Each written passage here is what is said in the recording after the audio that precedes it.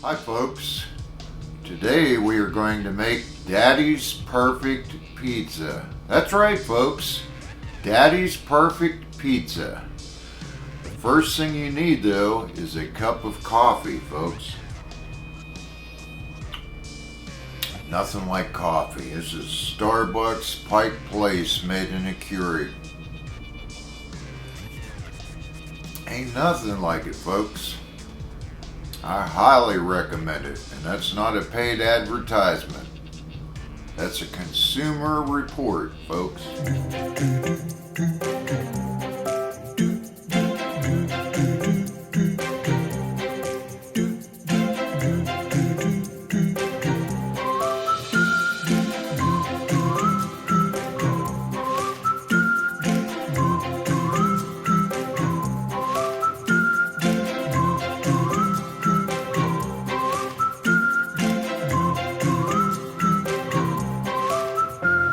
Cooking with Brian.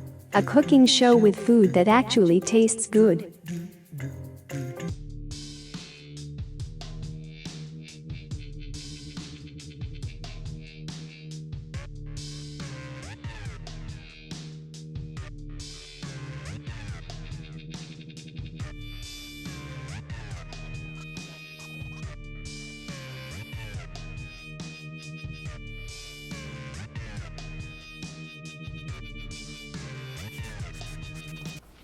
Okay folks, for your first ingredient you need 2 cans of whole peeled tomatoes. These are the 28 ounce cans. It does not matter what name brand you use. I go with whatever is the cheapest at the store at the current time. Now we're going to begin by making pizza sauce folks, and we're making it from scratch. So we're going to open our 2 cans of the tomatoes.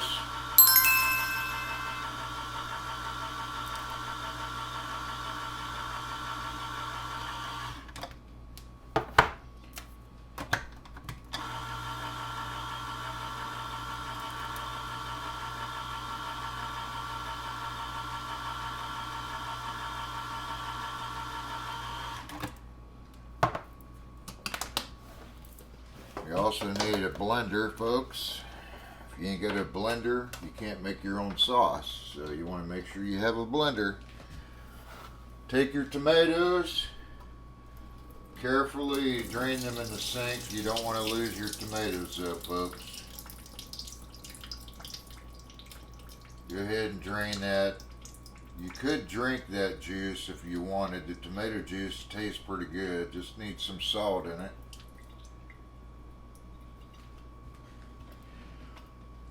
And you want to go ahead and slap your tomatoes in there. Take your other can and drain it also. Don't lose your tomatoes.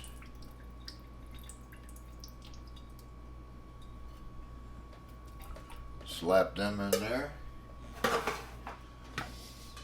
Now this blender has a milkshake function, which is the function I use to blend the tomatoes, but you want to make it into a cream, literally.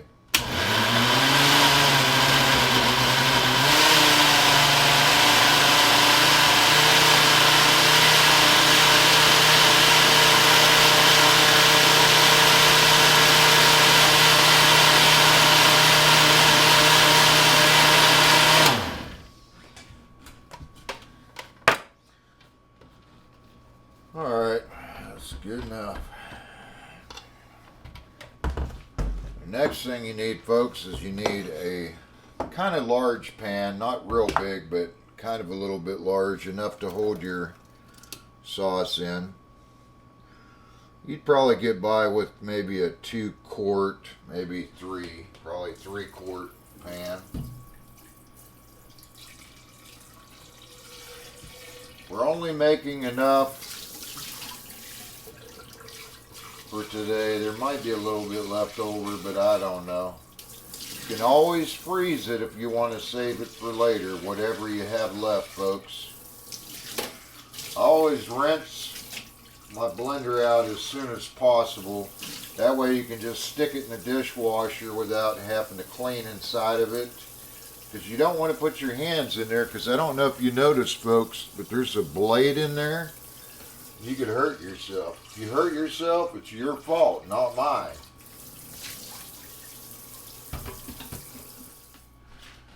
Now, folks, remember you got to have coffee.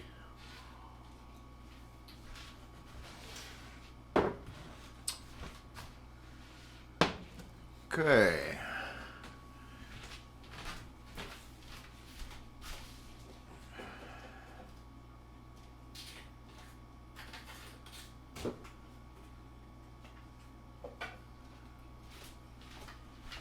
Okay, folks, after you dump your tomatoes in there, go ahead and put the proper burner on, which is the rear one. I start off in about the 5 o'clock position, that way it'll warm up pretty quickly. Take some garlic powder and just put 4 somewhat light dashes in there. The onion powder, put about 8 or 10 somewhat heavy dashes in there. Notice that I'm using garlic powder and onion powder, not salts. We don't use onion salt or garlic salt. You use garlic powder, onion powder. Some basil leaves. 5 good dashes in there. Same thing with oregano. 5, 6 dashes. Get you a spoon to stir it with. Now you want to, once this starts bubbling pretty good, reduce the heat on it, and you want it to cook about 45 minutes or so once it starts simmering, approximately 45 minutes. You can do it up to an hour if you want it to taste a little better. Now what you do is you, after about, I don't know, 20, 30 minutes of simmering, the water will come to the top. You want to stir it occasionally, but when you see water ponded at the top, just scoop out the water, put it in a bowl. Don't burn yourself or it's your fault, folks. You want to get as much of the ponded water out of it as you can. That way your pizza doesn't get soggy and you have a nice thick sauce.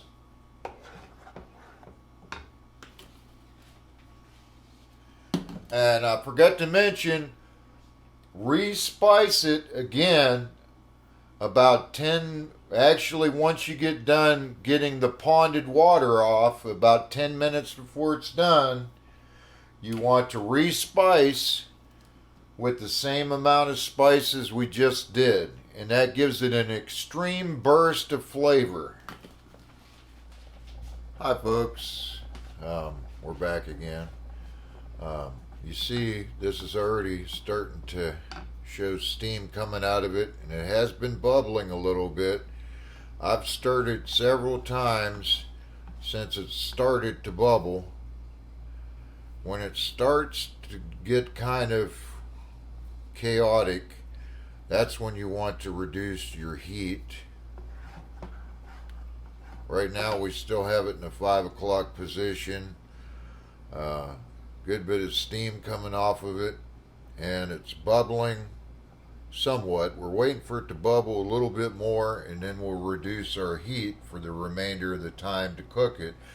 You may have to keep adjusting the heat if it gets too chaotic and starts making messes on your stove. You want to make sure you turn it down a little bit more. Right now we're going to turn it down to about the 7 o'clock position, and that should be good for a while, folks.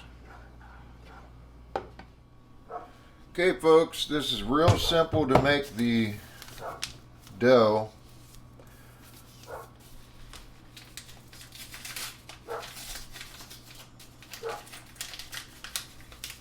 You want to try to make the dough without making a huge mess. So I advise opening your bag of flour over a sink if you can. And we need 2 cups. This is a 2-cup measuring cup. You need 2 cups of flour.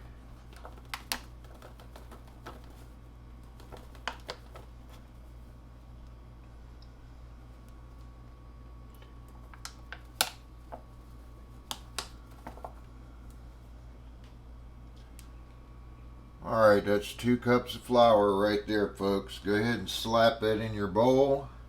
We're using a large plastic bowl.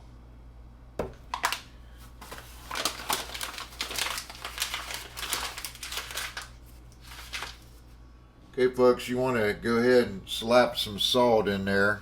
I put about 5 dashes, but it depends on how fast your salt comes out, but maybe 6 or 7 little dashes of salt. That's good enough. You want to go ahead and slap just a little bit of sugar in here, folks. There's maybe a teaspoon of sugar in there approximately. That'll make it taste a little better. And this also helps make the dough taste better. Put some garlic powder in there. It's about 3 dashes of garlic powder in there.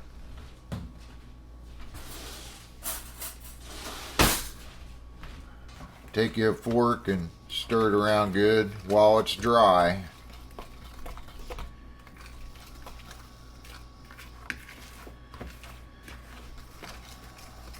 That way it's already pre-mixed in here before we add the water. Then you want to add 1 cup of water, folks.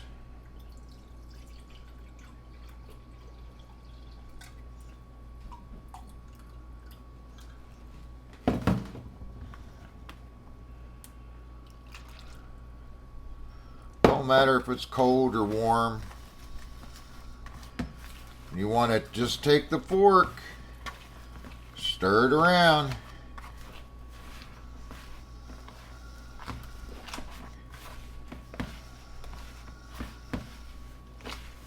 Trying to do it in ways that makes less messes and is easy to clean up later, folks.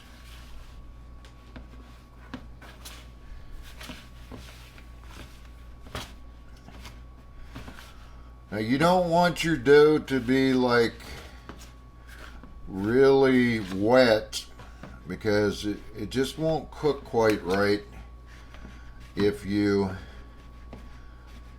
get the dough too wet. You want it to be just good enough, folks. It's enough to get it to stick together, and it'll cook better as long as it doesn't have too much water in there. You don't want too much water.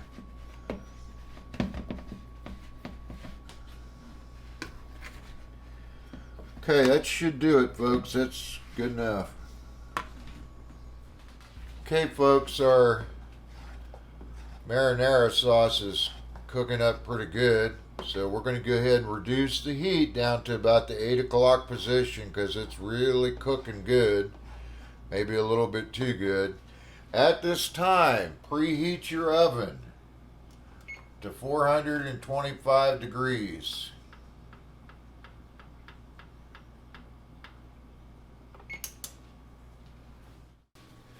Okay, folks, then you need a pizza pan. I especially like this one. It's made by, I don't even know how you say it. I don't want to say it because, like, I might get it wrong, but you can read it right there. Anolon. I guess it would be Anolon or something. I don't know. Could be wrong. You want to take your pan and spray it with no stick spray. That way you won't have any issues later.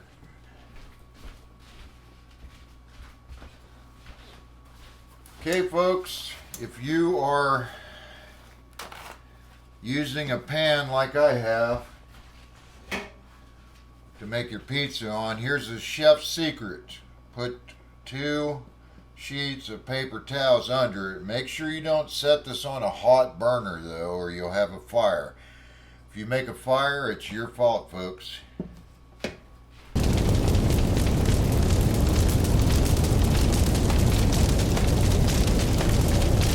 reason why you do that is so you don't make a mess on your stovetop or counter or whatever it is. It would probably be smarter to put the paper towels on a counter than the stovetop, but I live life dangerously. You should not. I got fire extinguishers if I need them, but hopefully it don't happen. Alright, we're slapping our dough out of the bowl onto the pizza pan. Here's another chef's secret.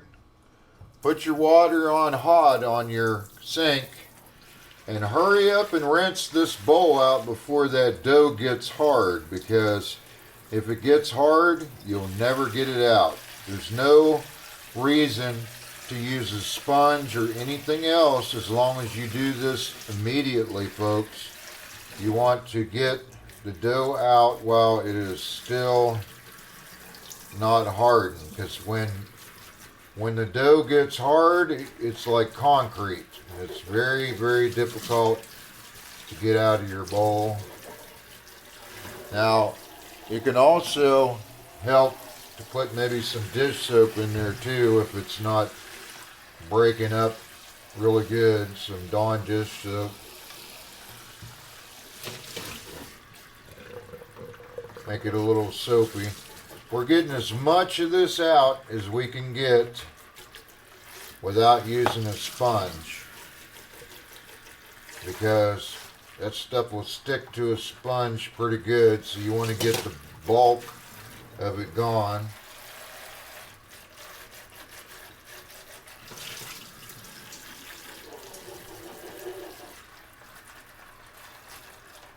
That's getting as much as I could get out. I'm going to have to use a sponge at this point.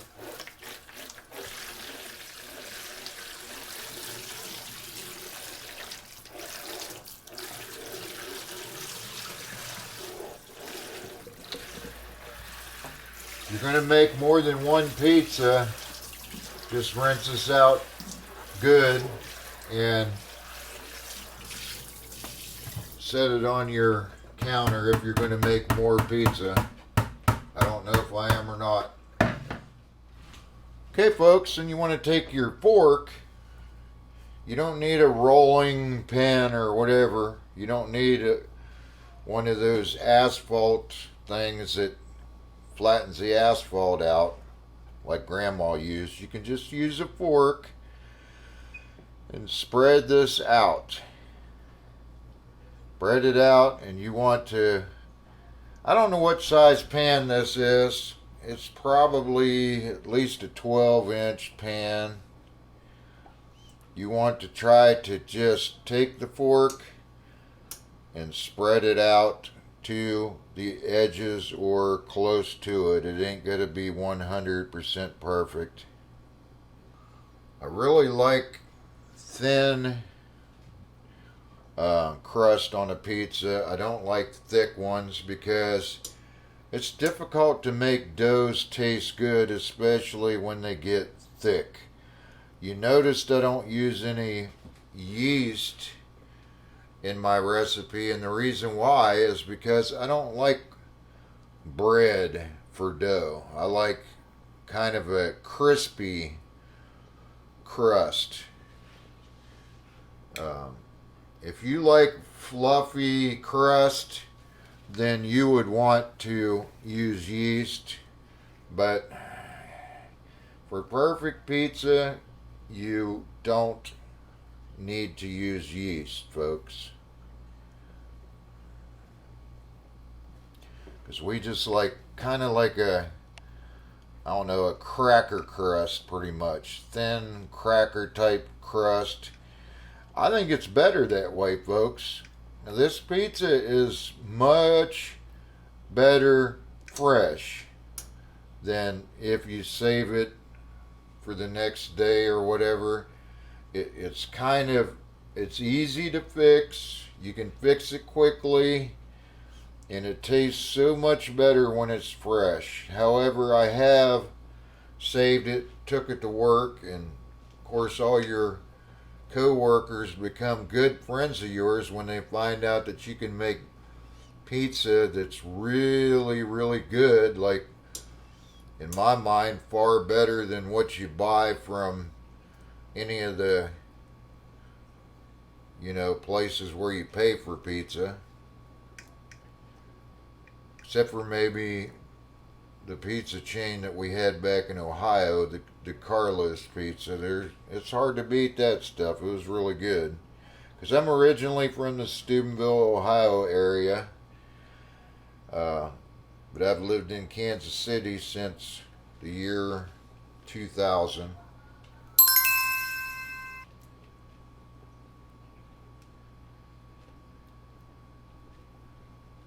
That should be good enough, folks. This is spread out almost as big as the pan. I don't like a big handle crust. Perfect timing. We just got it done. You want to go ahead and try to get the crap off this fork. However, I don't think it's going too good, folks. So I'm going to cheat a little bit, take a paper towel. I'm going to wipe off, and that's how you take peanut butter off a spoon too, folks, with a paper towel. That way you don't get it all over your sponge. I'm getting as much as I can off and rinsing it good enough. Okay, now you notice, folks, when I lift this up, there's all kinds of crap in the paper towel. That would have been all over your counter or stove. The oven's already going. It's at 425 now. We're going to slap this in the oven with no toppings on it for exactly 15 minutes. Okay, folks, this sauce is going a little bit more than it really needs to, but that's okay. We're kind of rushing it along. The water is ponding at the top. You want to carefully get that water off the top of your sauce. And a good time to do it is while your dough is cooking in the oven, folks. Try to get this floating water off the top. Take it out and dispose of it. Do not burn yourself. It will be hot. If you burn yourself, it's your fault. Alright, looks like we've got most of the water out of here, folks. So we're going to give it a whirl. I'm going to go ahead and throw my spices in there. We are re-spicing, folks. This is Daddy's secret. Re-spicing. First of all, we need to turn this heat down. I got it in the 9 o'clock position approximately. We're going to slap a little bit more spices in here. That gives it a fresh burst of flavor, and it smells real good too, folks. I kind of went heavy on the onion powder. Garlic powder, not so much, just a little. That should do it for the sauce. We might even reduce the heat a little bit more. I'm going to put it about the 9:30 position approximately. The sauce is good enough. It'll be ready to use as soon as that crust is done. We're under 2 minutes before the crust is done, whatever you want to call it. The dough of the pizza is almost done. So our sauce is completely done. We're going to go ahead and turn it off. We're not much over a minute from this crust being done. And then we will put our toppings on our pizza. Now when you take the crust out, leave the oven off and just turn the timer off. You want to keep it at 425 while you're putting the toppings on your pizza.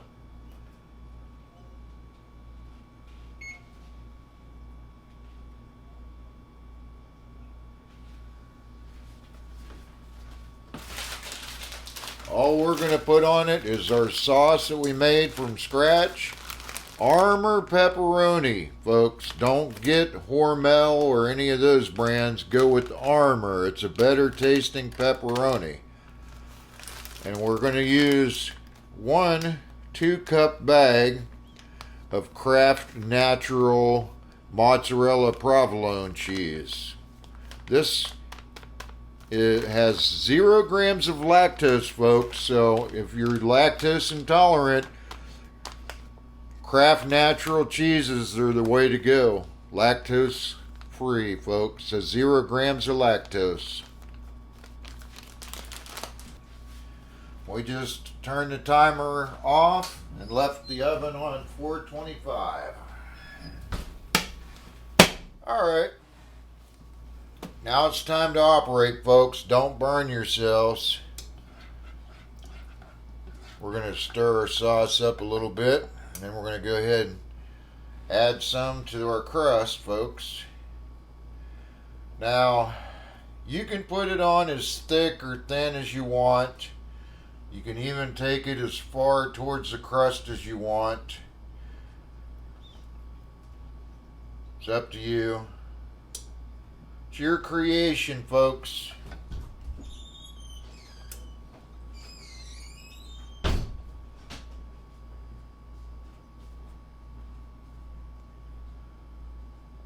Now, I really like it with a lot of sauce, but if you put too much sauce on there, it'll make your dough just a little bit soggy, folks. So it's better if you spread it out a little bit and don't go too crazy on your sauce. We're going to add a little extra here where the crust burnt slightly to give it better flavor. Most of these other areas we're going just a little bit skimpy, but not as skimpy as places like Papa John's that likes to be skimpy with their ingredients. That's why I don't buy your pizza anymore, because you're too skimpy. Papa John's makes good pizza, but they're skimpy. The pizza you get is not the one they advertise, folks. I don't know if you noticed that or not. But that should about do it here. Looks coated pretty decent with sauce. You're going to use the whole bag of cheese on your pizza, folks. The whole bag.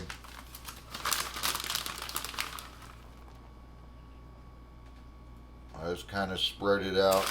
Make sure I get some on all of the pizza to start with. Then you can kind of go heavier in areas you want. Maybe you'll waste time trying to make sure that it's going to go all the way to the crust. You can do it however you like, folks, but this is the way I do it.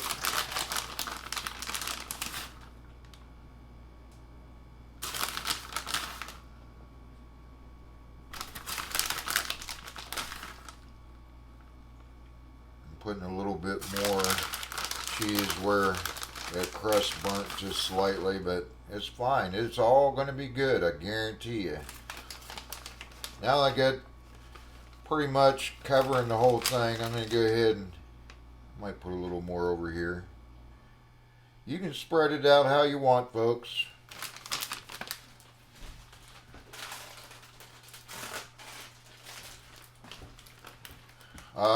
You can use other ingredients besides what I use, folks.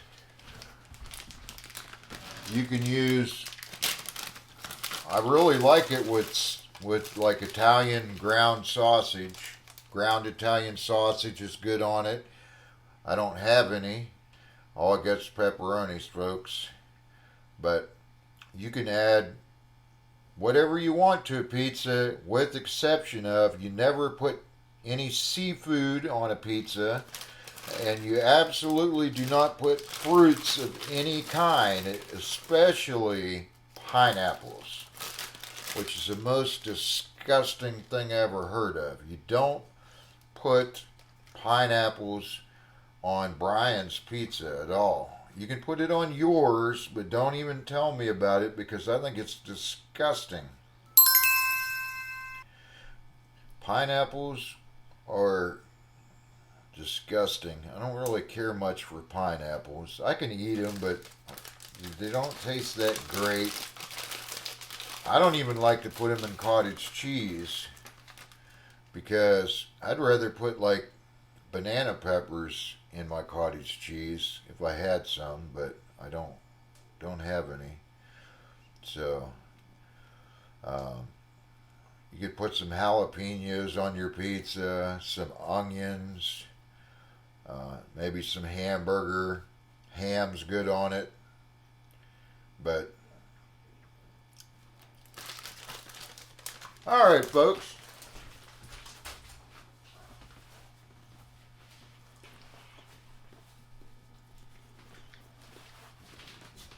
It's ready to slap in the oven. Put the timer on 8 minutes. In 8 minutes, your pizza will be done, folks. Alright, pizza's done. We're turning our oven off. Taking it out of the oven. Oh, my lands, look at that. Oh, look at that pizza, folks.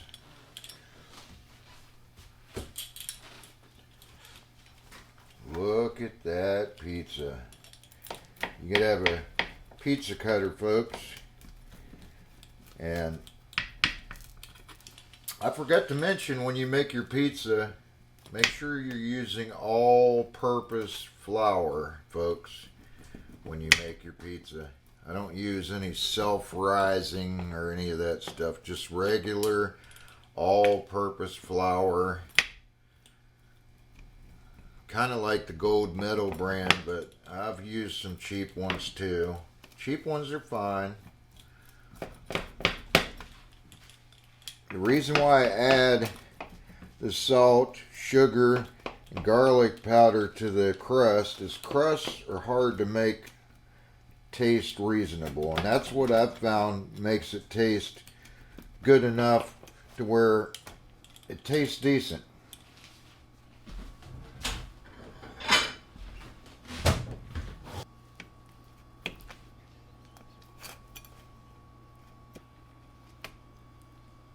Oh my, look at that, folks. Look at that. Oh yeah, look at the pizza. Oh yeah.